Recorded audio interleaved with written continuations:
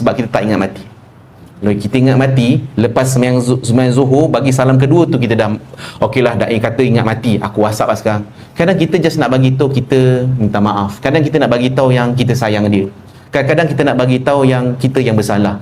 Ini semua adalah ciri-ciri orang yang mengingati mati. Tuan-tuan perasan tak, orang ingat mati, kehidupan dia akan lebih teratur.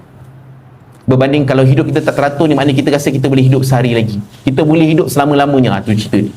Tuan-tuan, hakikatnya kita ni sebenarnya sedang ambil nombor, tengah tunggu nombor giliran dipanggil. Kita pergi klinik kesihatan kan, ambil nombor, kita pergi JPN, kita pergi buat pasport, kita pergilah mana-mana tempat yang perlu ambil, nak pergi bank lah, M-Bank lah contoh kan. Saya sebut BSN je kan, select pula.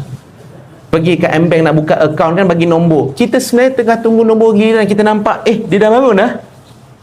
Uncle ni bangun. Budak ni muda lagi dah bangun. Semua tengah tunggu giliran dan tidak mengikut umur. Dan nombor kita pasti akan dipanggil.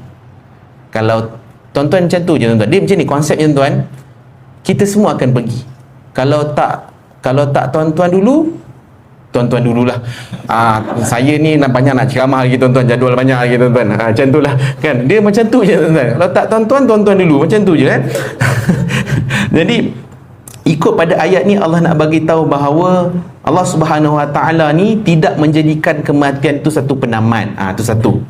Kerana selepas kematian akan ada lagi satu fasa dipanggil alam barzakh.